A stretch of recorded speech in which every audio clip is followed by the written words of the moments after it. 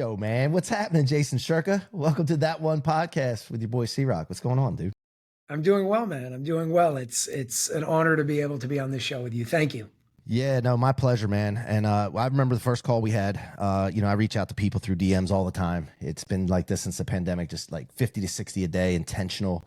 Like some of the greatest conversations. And I got to tell you, man, like 99% of the people are great, but you and I hit it off. I align with you so much, and I love what you're doing.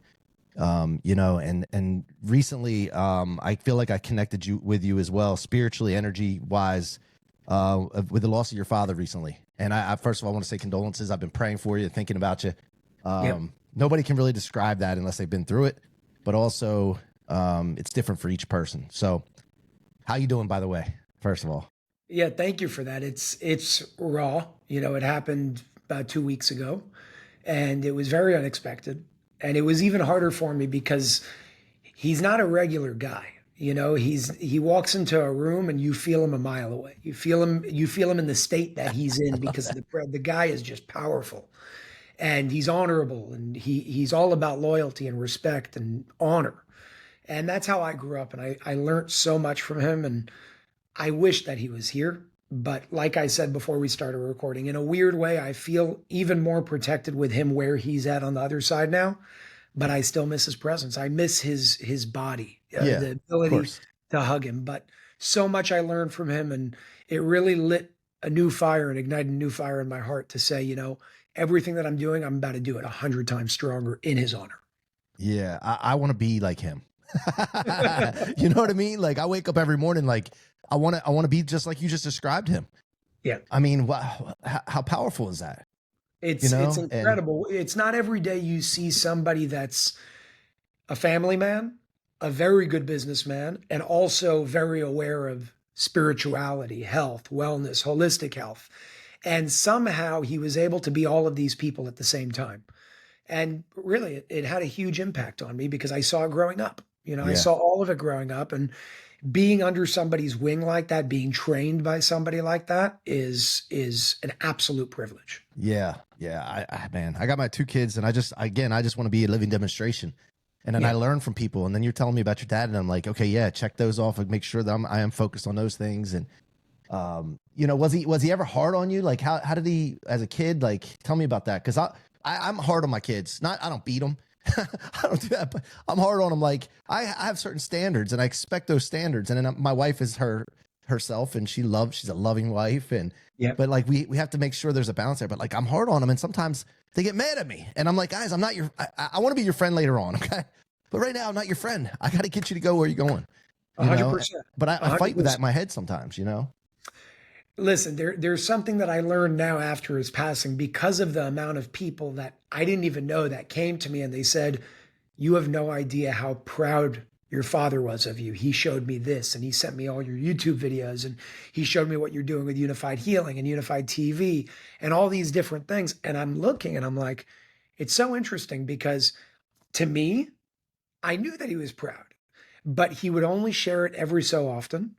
And he was always extremely hard on me, but out of a place of you need to be the best, not on this planet. You need to be the best in existence at all time.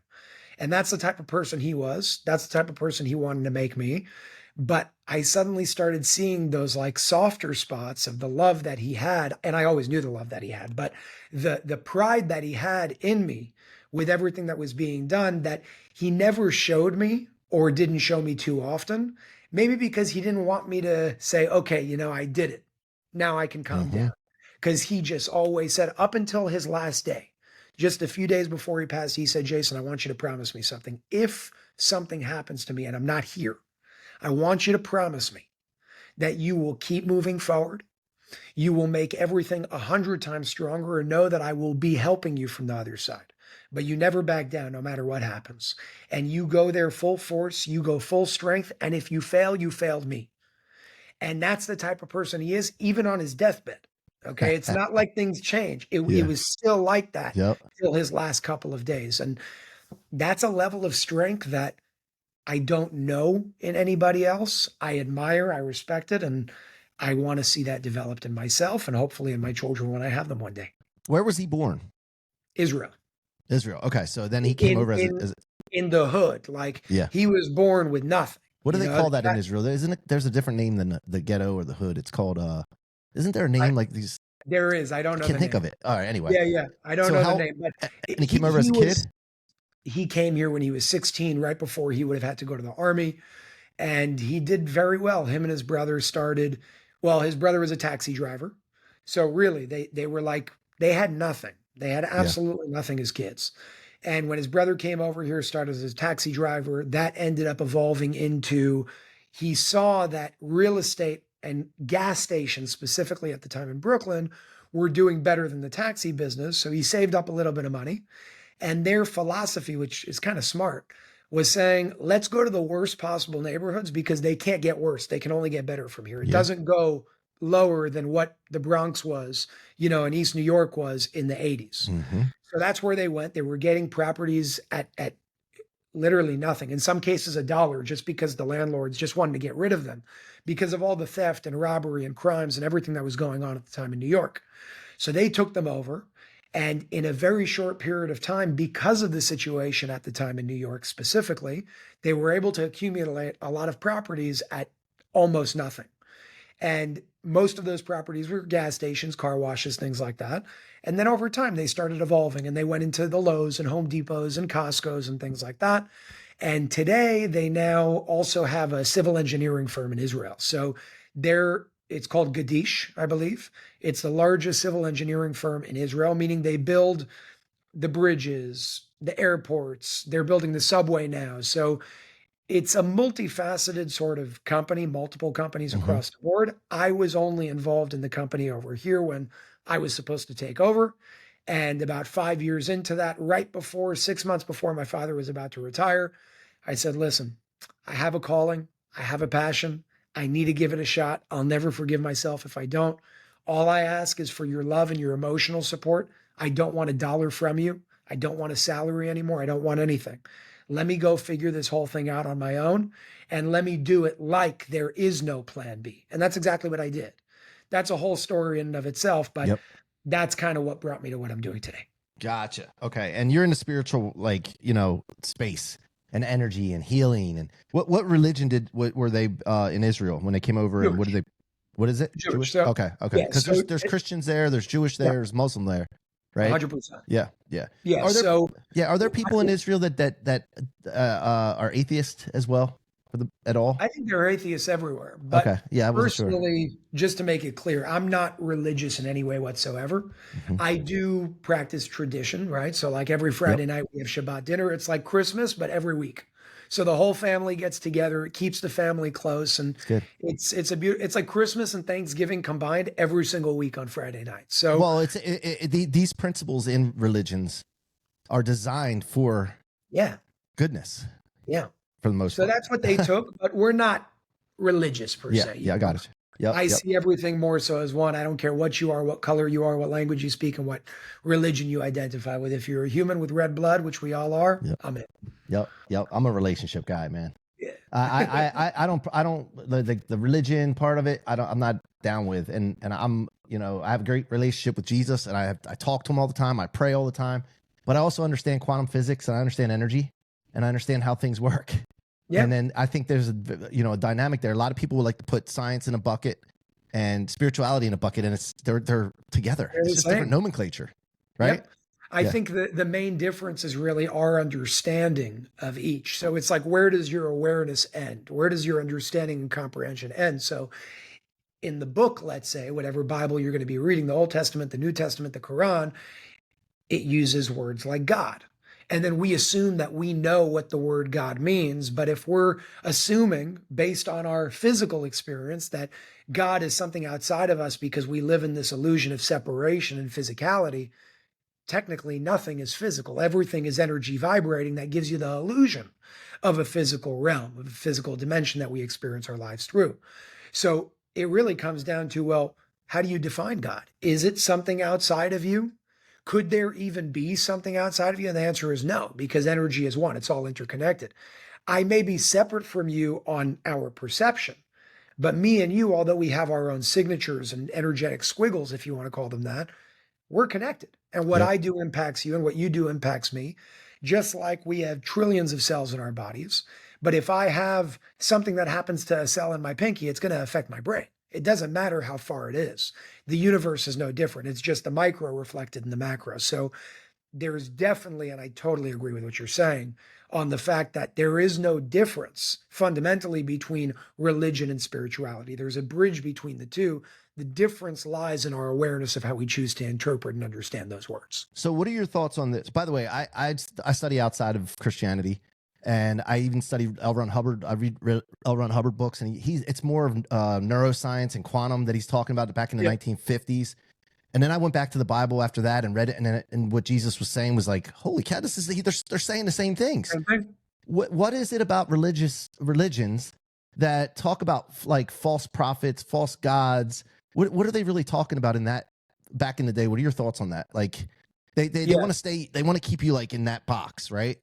Yeah. I think, in my opinion, I bring everything back to consciousness, to spirituality, but consciousness. So again, this is just my Of opinion. I'm not course. stating it as a Yeah. fact, but I believe that if we were to define something like a false prophet, let's say, or a false god, that means that you are not seeing it from the fundamental nature of what it truly is. So, for example, if I take this globe and I turn it into something that I'm going to start praying to, well, there's two ways of doing it: seeing this as the source that's going to give me what I'm asking for, or using this as a vehicle to connect to source that is everything to be able to receive what I'm asking for. The first one is a false prophet. The second one is doing almost the same thing in action or mechanism, but coming from a different awareness. It's saying, I'm going to use this as a tool to get to where I want to, but I know that this is not it. It's just a mechanism to get there. So when it comes to false prophets, anybody that will represent themselves as the it, the all that is, or that God is, in my opinion, doing it all Yep. wrong, because they're coming from a place of division as opposed to oneness. Yeah. Great explanation. I love it. I love it. Yeah, that's just oh man. I eat this stuff up, man. And sometimes I go down rabbit holes with it, and then I have to stop because my mind, my I just can't wrap around it. God has got to be something that we can't always understand, like fully understand, or it's not God. Like we can't, 100%. you know what I mean? Some people want to have these finite answers, and you just can't. Well, I in the first book that I wrote, it's called Forming the Formless. One of the quotes there, and I don't know if it's mine or I got it somewhere, if it's a combination of both, I have no idea, but I wrote, to know means to limit all other possibilities. Meaning, if you know something, that means that everything else you already made to not be. And that's not true. So you can't know something that's infinite, because then it wouldn't be infinite. Yeah. And if God is energy, and energy cannot be created or destroyed, now just connecting dots logically. So we can use the mind to understand the concept, but not truly know the whole picture, because the whole picture is limitless. Where energy cannot be created or destroyed, that means it's infinite. If it's infinite, you cannot know it. You know that it exists. You know how it works. You know the laws that it works by, just like you know the laws of electricity. So we have electricians with light switches that we could turn on the light and shut the light off. It doesn't mean you know what electricity is at its base. You know the expression of that energy, its laws, and now you can manipulate and control. So to become a master of this universe or this world in your own way, you don't really need to know that much. You need to understand the fundamental laws, and there aren't that many. When you understand the fundamental laws and you start living your life according to that, everything changes. Suddenly you can heal yourself spontaneously and so-called miraculously. But miracles are an illusion too, because miracles are saying that cause and effect doesn't exist. Everything that we call a miracle is an effect of a cause.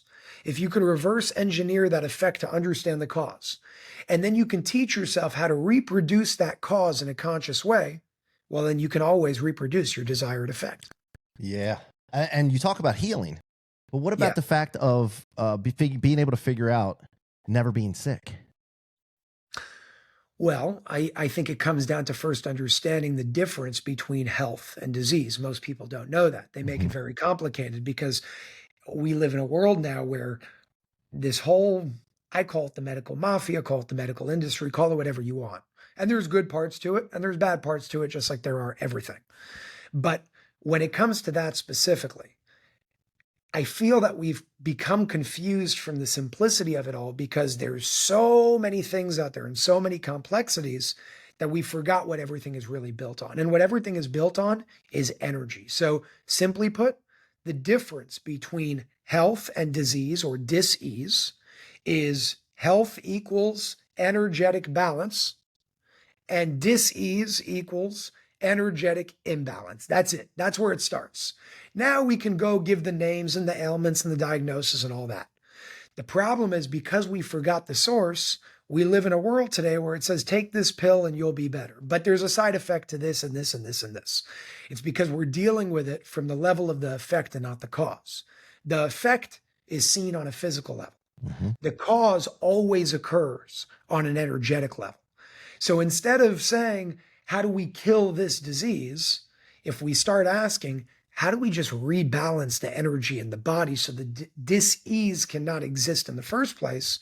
You're no longer focused on the dis-ease. You're focused on the environment that either allows the dis-ease to exist or will not allow the dis-ease to exist. It's very simple. We just made it complicated. Yeah, and I was talking I'm in the biohacking longevity space because we represent a lot of these experts that are in this space and all different niches, right?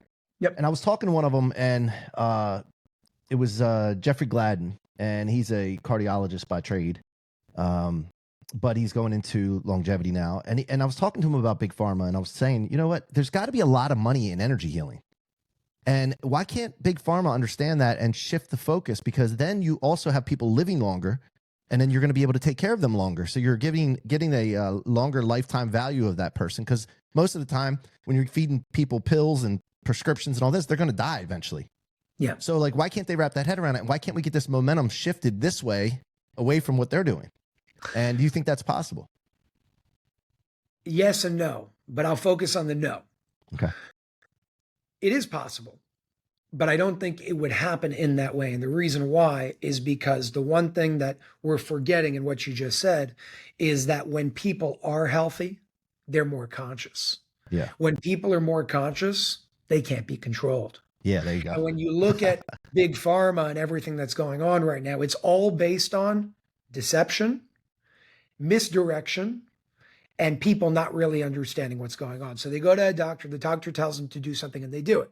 Nobody understands why they're doing it. Mm-hmm. Nobody understands how it works, but they trust an authority that told them to do something. Now, Mike, in the world that you're talking about, there is no trusting an expert anymore. That may exist in terms of saying, okay, what do the experts have to say?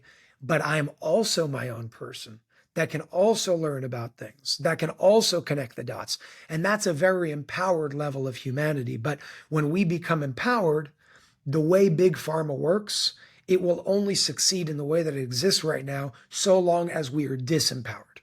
Yeah. So the cost benefit approach from a business perspective may work in the short term, but the second more people start to wake up, people will not follow that anymore. They're going to start doing things and understanding that most things in this world are free. And it's not just most good things in this world are free. We pay for them because we think we have no other choice, because that's how the system is built and nobody's fighting against it. But even the things that we're paying for, they don't make sense because we're only paying for the things that help us once there's a problem. What about not having the problem in the first place? And if we don't have the problem in the first place, there's really not much to take care of, because the moment people start understanding that you can drink clean water, breathe clean air, have healthier levels of technology that don't produce negative forms of electromagnetic fields and destructive fields, and start using your own power of belief and thought to restructure the water in your body, to be able to create a more coherent, energetic environment in your body, nobody will ever have to pay for anything again. But right now, that's not going to happen overnight, even if the Messiah came and said, here, this is what we're doing.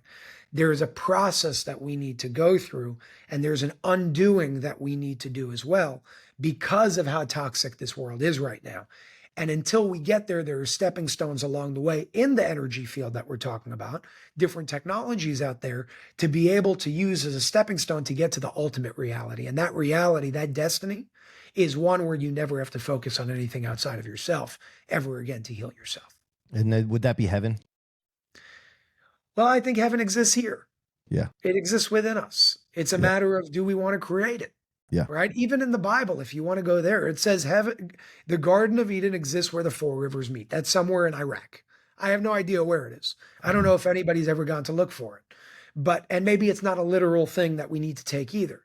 But if you do want to go to the Bible for a second, maybe we're misinterpreting it. It even cites a location for the Garden of Eden here on this planet. Yep.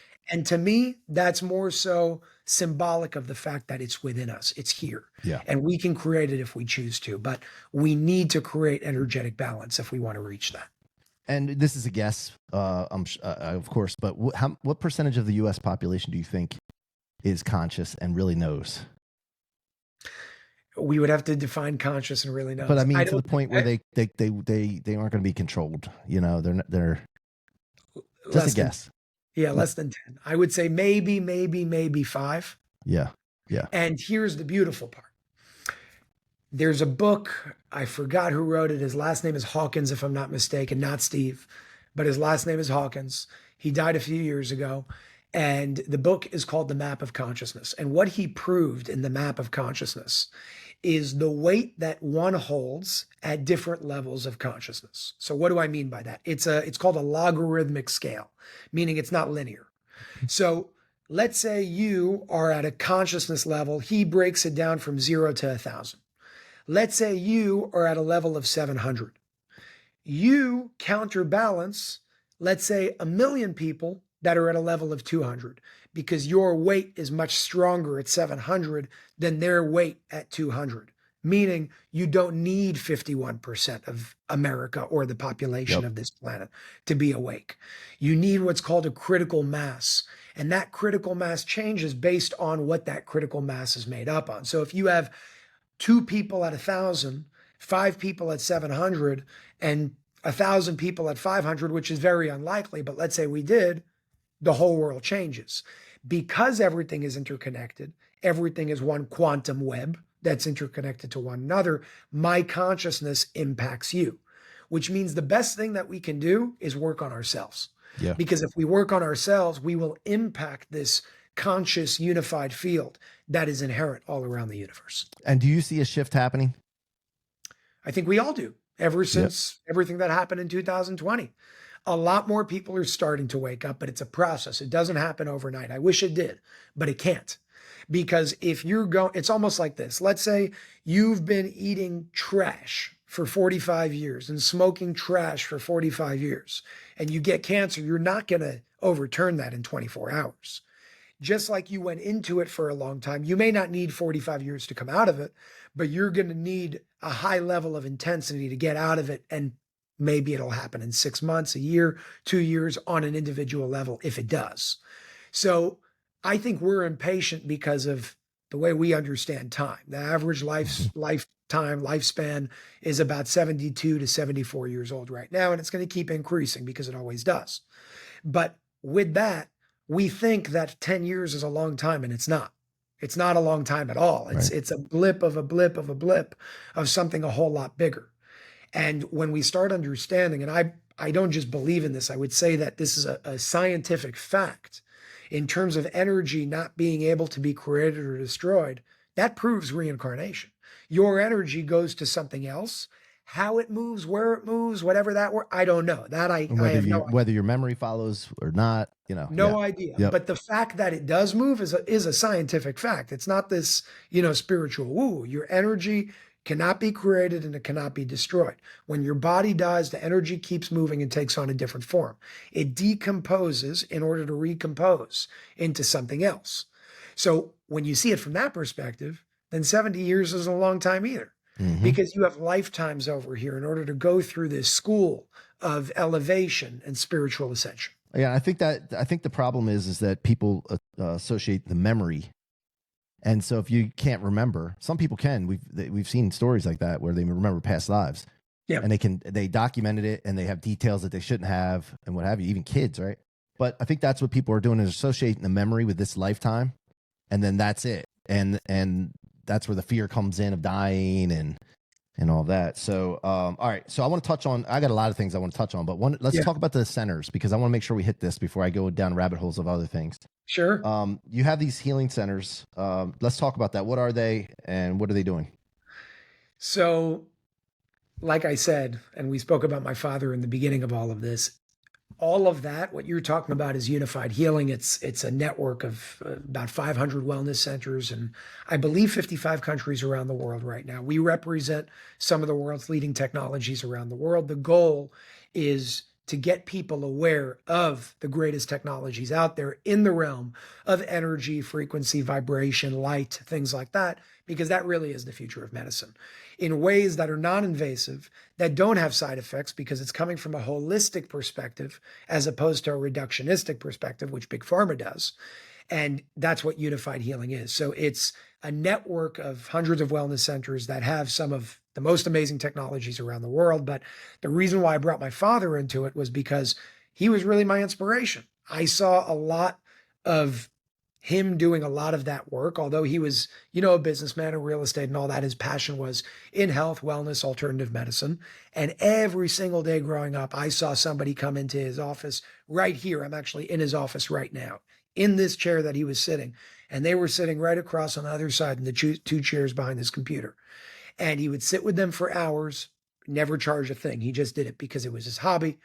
And people with 2 months, 3 months, 4 months left to live, he helped turn them around. So I was brought up in this way of seeing that when our current medical system tells us you're helpless and hopeless, or you can only do this, this, and this for things like cancer, no, there are many other options out there.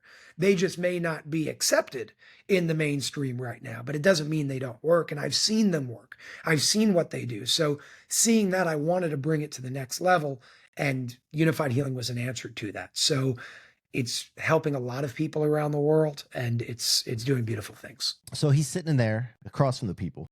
Is it a meditation? Does he talk into them? Does he feel like is it a touching? Like, what did he do? No, he was a very empirical man. He would not sit there and do any form. There was nothing really spiritual involved there.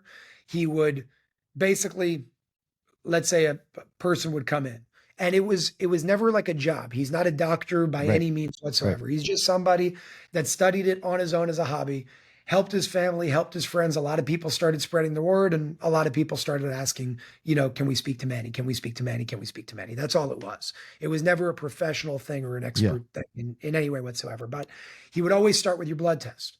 And what I learned from him was that the script that doctors give you are garbage. They're not looking for the right things. Yeah. So he would have his own doctors that put together the proper scripts that are like 28 different vials. It was every time I went to go and get that script done, the doctor, the nurse at the blood place looked at me like, "What the hell is wrong with you?" I said, "I don't know. This is what I need." And he had this way of being able to read the blood test and see everything about the person. Understand this means this means this, something that they don't teach you in med school. It's something that you would take to the next level. And he has a lot of friends that are doctors because of his passion in it. So I grew up around those doctors as well. But he would always base it off of, what does your blood test show? He would a lot of the time go and check the person's home for what's called dirty electricity and radiation flowing through the home in ways that should not be flowing through the home. And there are certain products that you can actually buy to take that dirty electricity out. And my mom, who also did it as a hobby, was very, and still is, thank God she's alive, Mhm. is very good when it comes to food and teaching people the right things to eat. So my father would send my mom to go to the person's house if they lived here in New York, and said, "Okay, open the pantry, open the cabinets. What do they have?" And she would throw out 90% of the things they have because it's all garbage. Then she would take them to a grocery store, a good one, and she would teach them exactly what to get, what to look for in the ingredients. And they did this because they had the time, they had the ability, they had the resources to do it. And that's basically how it kind of went down. And from there, my father would then connect them with the proper doctors, people like Dr. Larry Palevsky, Dr. Brian Artis, Dr. Edward Group from Global Healing. All of these people are incredible in what they do. They knew my father very well. And he would always talk to them for hours upon hours upon hours, and they would kind of have their conversations, and I would just be there listening it, but it wasn't a spiritual healing sort of thing. Although he would also send people to people like Damian Wynn, who's a very, very good spiritual healer who I work with myself as well. So it depends what the individual is dealing with. He looks at all of it, he checks everything, and then he says, okay, do this, this, go here. Gives here, them a here. protocol. Exactly. And Yeah. talk to this person. And that's kind of how it went down. Okay. Got it. Yeah. And so you have dirty electricity, radiation, you have foods, obviously. What about mold? Did they ever look at mold in the All house? of it. He had, my mom knows it. I don't know the name, but there's this test that tests for like, I don't even know how many levels of fungus, bacteria, mold, and many, many other things. It's like in the millions in terms of different strands and whatnot. I think it costs $500. You could do it in Connecticut, but I don't remember the exact company. I'll get it to you after this show. Okay. And not only it told you everything that you had, it told you your personality from the test to the level of even like what happened to you when you were younger. And I'm looking like, what the hell is this? That's crazy. How does that work? Now, that test is not legal in New York. You have to do it in Connecticut. That's the only way you can do it. There's a lot of things like that, like B17, if apricot seeds, not legal. Guanabana, which is called soursop, it used to be not legal. You couldn't buy it anywhere. Now you could, but it's hard to get. All of these things are very good for things like cancer, but they don't want you to know. Speaking of apricot seeds, my wife brought them home in a big bag, right? Or she ordered them from Amazon or something. And I got them on the counter, and I thought they were like almonds, right? So, but luckily, before I started eating them, I tasted one. It was bitter, and I looked at the bag, and it said you shouldn't have more than like 1 or 2 or maybe 3 a day or something. And I'm like, oh, thank God I read that, because you can get poisoned from them. So I don't know if you knew that or not, but you can't eat a whole bunch like you're shooting almonds, like, and they don't taste as good either. But it's not true. It's not true. Okay, I just read the bag. Yeah, that's what the bag said. Yeah, you can eat a whole lot of them. Just like you can eat apple seeds. They told us apple seeds have cyanide in them. Yeah. Not true. Okay. It's a lot of nonsense that, again, we accepted because the bag says it. Yeah. We accepted because it has a badge. Apricot seeds are the best things that you can do when you're dealing with something like the C word. Yeah. The best thing. Yeah. Interesting. Wow. Yeah, I wasn't sure, but I didn't want to test it. You know what I mean? So I thought I wouldn't either if I didn't know that. I thought I'd wait to talk to Jason on the podcast. So. All right. So Unified Healing Centers, people can go on, where can they find those out before we move on to the next thing? Unifiedhealing.com, spelled UNIFYD. Unifiedhealing.com is where they can find a center. You can also learn more about one of the technologies that we have in many of those centers called the light systems. It's awesome. It's amazing. That website is the Light Systems in plural, thelightsystems.com. And it's doing some really awesome things all around the world right now. Yeah. I'm going to check it out. And let's talk about like business right now. When you're on a mission that you're on, right? And you're going through this and trying to do the right things. And then you can't do everything by yourself. It's impossible. If you're going to do some big things, you have to have people, and people are screwed up, and you got to go through these rigorous checks and due diligence before you start really putting your name with people and all this. Can you kind of share some experiences that you've had where things didn't go as planned, and you had to kind of overcome and adjust, and when it came to partnering or collabing with people? Yeah. So there are some that I'll share. There are some that I won't share. I know a lot of people watching this probably already know some of the ones that I won't share, but I just want to preface with, I never believe in bringing people down unnecessarily unless you have to answer to something, unless there are certain, rumors that are going around that are not true. Then you got to go full force. There's no mercy over there. Right. But, I guess because of, I don't know, maybe my heart, I have no idea. My family, I thank God I was blessed with the most amazing family in the world. We, in our family business, are 4 families, me, my aunt, my uncle, and my other aunt, and all of my cousins. We all work together, and there were no problems there for the most part, other than once in the past when I was very young. That was taken care of and it's done. But within my family, we operate as one, and we share, and we do everything together. Like, this cousin wants to buy a house because he's getting married. Cool. Let's all help. Let's all help him buy the house. That's how we operate. So growing up in that sort of mentality, I really learned to trust people because I wasn't shown all the ugly sides of people. And because of that, I got bitten in the ass a lot. Yeah, and because you want to bring him in as family once you get used. If you're going to work with him, we got to do it the way we do it, right? 100%, Yeah, yeah, 100%. And yeah. it's just like there was this one woman that I worked with 2 years ago. And my father was the one that always told me. He said, "You're too good, you're too trusting, and it's okay to love people and work with people." But he taught me something that I never wanted to believe until I got burned multiple times to such a level that this is how I will operate moving forward. Because he's right. He said, when you meet somebody new in business, you always respect them. But in your mind, you first assume that he or she is a thief and a liar. Now prove to me otherwise. Now, you don't say that to them, but if you first assume that they're a thief and a liar, when you put the contract together and you keep that in mind, you're going to put it together in a way where you cannot get hurt. Now, over time, as you build your relationship, you see things work otherwise. That's fine. But what he always taught me because of his experience, and now I understand it because of mine, is you first assume that they're not good, but you treat them with love and respect. And you never show that because they didn't do anything to you. But you do that out of a way of protecting yourself and your family with contracts that you enter. Over time, they prove otherwise, you go all in with them. But that time doesn't happen in a month or 2 or 6. Now, because I did it in opposite, and even with this one woman, she wanted to start a business. I liked the business. I said, okay, you know what? Let's do it. We invested a lot of money into it. And I was adamant on saying, let's go 50-50. And my dad's looking and he's saying, no, you can't do 50-50. We're the ones putting up all the money. It's not a matter of control in a negative way, but if you're the one putting up all the money, you need to be in control of that money. Take 51, give her 49. And I was the one that made the mistake. And I pressed and I said, no, I want to enter this on an even playing field. We're all equal. We're all good. We're all one. Let's do it.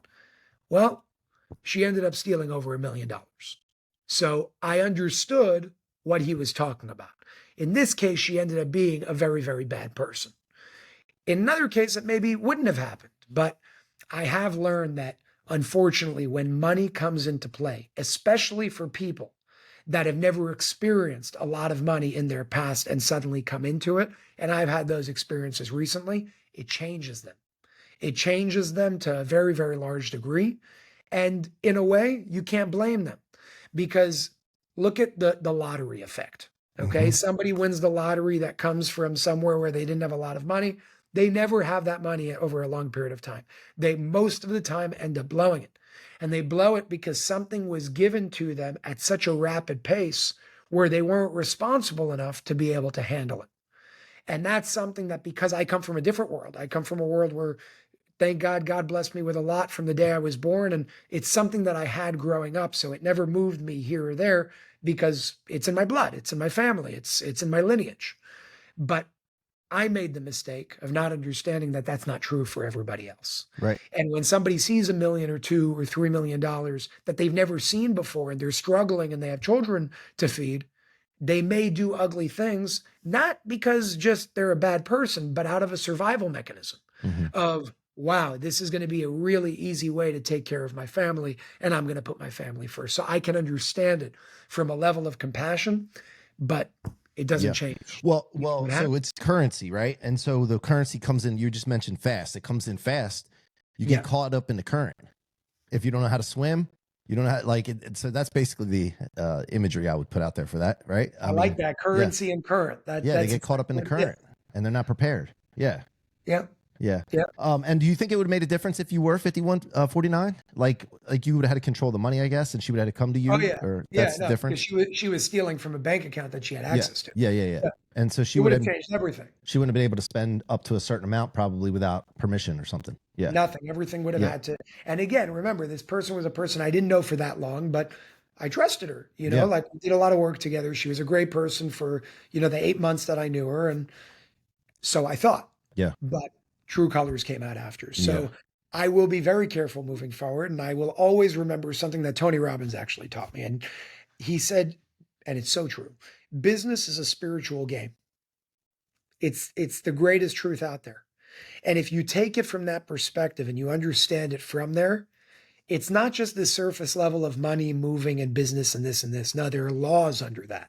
And it's a spiritual game. And if you master that world, well, you'll do a whole lot better in the business world as well. Now, there are a lot of people that are complete Hmm. assholes, and they make a lot of money. But making a lot of money doesn't mean you're successful. Those people are miserable, miserable human beings. Yep. Some of the richest people I know are the poorest people I know where it counts. Yeah. And that's what Tony meant when he said business is a spiritual game. And he's got it down, man. That guy's Yeah. amazing. Yeah. You know, if I'm in business and I need money, I need capital.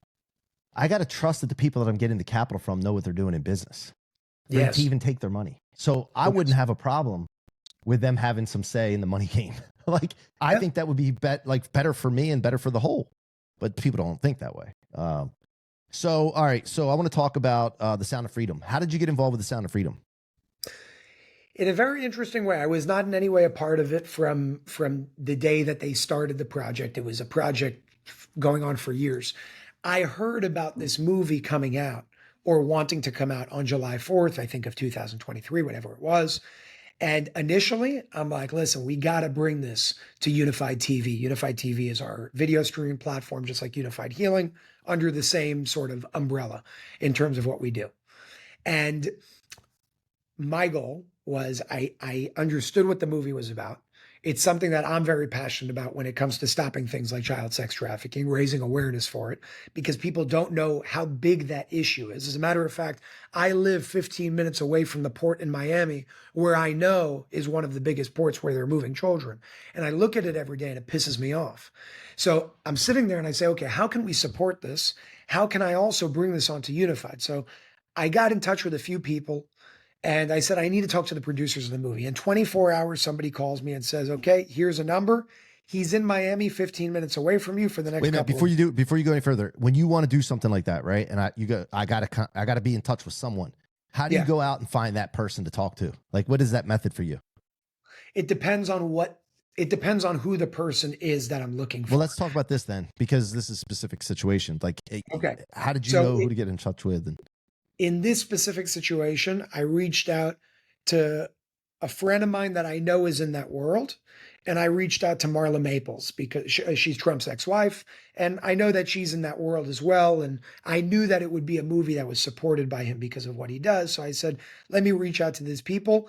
It turned out that my friend that I reached out to, the guy, actually knew one of the people that were very close friends with the producer because he was his immigration lawyer. That's how it all gotcha, turned out. gotcha. Okay, yeah, you just I never get a know. call. He's 15 minutes away from you. Now, this was Friday night, or I'm sorry, this was on Saturday of at the end of May, 2 months before the movie comes out. In May, 2 months before the movie comes out.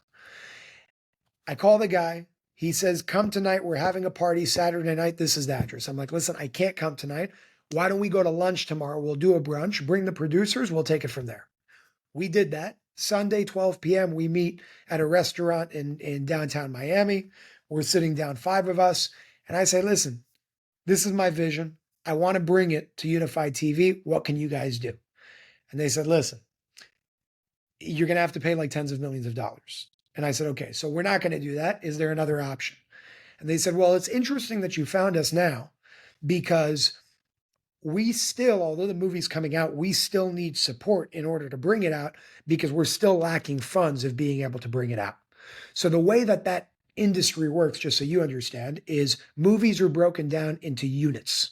In this case, it was a $14 million budget broken down to 28 different units, meaning each unit was $500,000. Hmm. And they said, we have X amount of units left. Do you want it?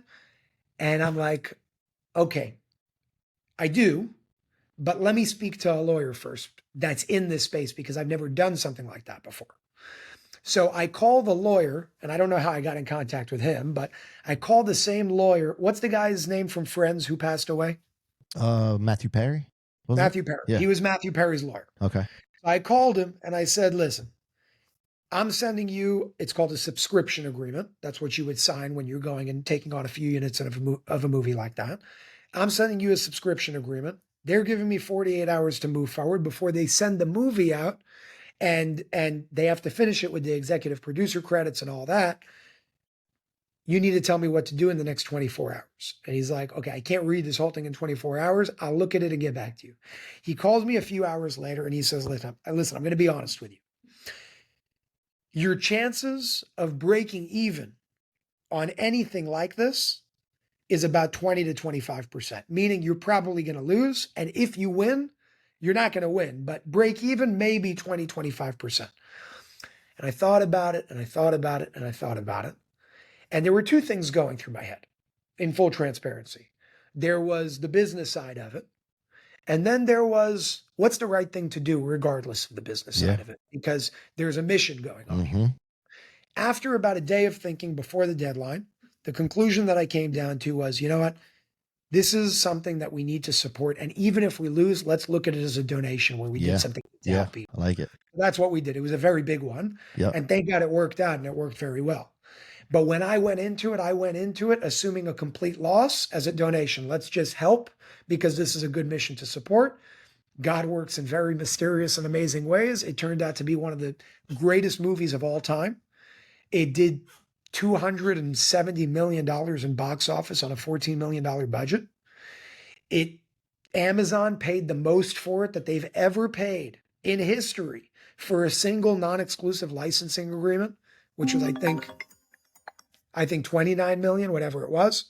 So all of these things I'm looking and I'm like, it showed me when you do the right thing and when you forget it, like always have the business side in mind, right? That's important. You need to lead with your heart and your mind simultaneously, but the heart needs to double check the mind and the mind needs to double check the heart. In this case, I accepted the loss. I said, let's go, let's make it happen. And it ended up turning out amazing. And most importantly, beyond what happened with the movie on a business level, the most amazing aspect of it was the fact that so many people were suddenly becoming aware of something that they didn't know, that 2-3 million children are trafficked every single year. And that's just what's reported. If that's what's reported, it's significantly higher than that. So it was a great mission to be a part of. That's how I ended up being a part of it as an executive producer. And again, executive producer means you helped fund it. That's all it means. I was not a part of directing it or writing a script or anything like that. You know, the other powerful thing is it got people that were watching it to donate to, which is more beyond the money. It's energy. We talked about energy earlier, right? And collective people, millions of people pushing energy into a direction. That's powerful. You know, and I was connected with Paul Hutchinson through that. He's a good friend of mine today. And he's amazing, man. Great guy, he's man. doing a lot of great work. Yeah, he's a client of ours too. And awesome. And friend. Yeah, great dude. I just met him in Vegas in the fall in person for the first time. And him and his wife and had great conversations. And, his wife's amazing. Oh, yeah. Yeah, full of energy, man. This is awesome. Yeah. All right. Do you have a few more minutes? I got one more thing I want to cover. Yes, you good? Okay. I want to talk about Ray. Where the heck did Ray come from? And can you tell us a little bit about that? I watched those episodes. It's just like, what do you think about them? Dude, I can't stop watching them. It's a problem. I gotta get into it. And I'm like, I can't turn this off now. And then I try to speed it up to like 1.5 times so I can like get it in there faster. But yeah, tell the audience about Ray and those conversations you're having. And Sure. So that's a much longer conversation. I can give you the spark notes, and brief. If you ever want to go deeper, we could do that on a show as well. But basically, long story short, I believe it was in June of 2018. June of 2018 was when things sort of started in my life with him. I didn't know who he was or, where he came from. It was more so a stranger that comes, approaches you, but has a plan, wasn't a stranger. I didn't understand that at the time.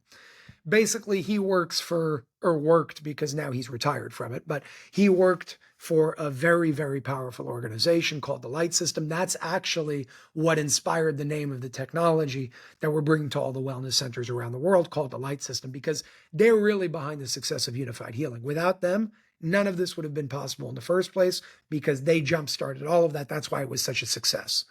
But he's a very powerful man in very high places. He chooses to not want to come out public, which I don't like, but I respect. So there's nothing I could do about that. And the next best step was, okay, if you're not willing to come out in public, but you're willing to share, then let's share without sharing your identity. That's exactly what we did. And he's incredible, man. The man has a lot of knowledge, a lot of experience, and a lot of wisdom. Yeah. And it's the stuff that he talks about is so hard to wrap your head around, bro. Like, do you find yourself having a hard time believing everything he says? I mean, you know him, so Yeah, no, in the but beginning I did, but I had my own experiences, which make it much easier to a lot of those things I've seen for myself. The things wow. that I haven't are not really hard for me to believe because of what I've seen and what I've experienced. But I can understand on the other side, if you haven't gone through certain Whew. experiences, like what's real, what's not real. So what I would say from the other perspective as the audience that doesn't know him and doesn't have those experiences or my own experiences is hear what he has to say, distinguish and discern between what is the final message, right? What is the call to action? Really, if you look at the call to action, it's stop watching TV, stop watching the news, start educating yourself, wake the F up, and let's start getting this world to be a better place. That's the call to Yeah. action. Yeah. So there may be some things that people watch and they're like, that doesn't make sense to me, but that makes sense to me. And that's true with everything. We need Mhm. to know how to filter certain things as well. And there are certain things that are also his opinion that he may be wrong about, Yep. right? He's not God. So we need to be able to watch, and this is with Ray and everybody else, and say, okay, we are our own filter. Let's hear what he has to say. I accept this. I don't accept this. Let's take the good parts. Let's keep moving forward. You know what I mean? Yeah. So Unified TV is where people can catch that, right? Yeah, Yeah. Unified TV, UNIFYD.TV. There's also the Unified TV app. And we actually put a version of a transmission of the light system, which is the technology that I was talking about. It's a very unique and proprietary code of lights in a specific way that help rebalance your body. You can find that on Unified TV. But to really experience the full effect, you want to go to the Unified Healing Center because in person, there's nothing like that. Jason Shurka, thank you so much for your time today. I appreciate you. I appreciate the friendship we're developing. I look forward to building with you here in the future. And I appreciate your time, brother. Thanks for being here. Thank you very much, brother. I appreciate it. All right, folks. That's it. That one podcast with your boy C-Rock, Jason Shurka. He's definitely that one. Go check him out. And you'll see it in the show notes where you can go deeper with him. Until next time, make sure you subscribe right now and be that one. Subscribe.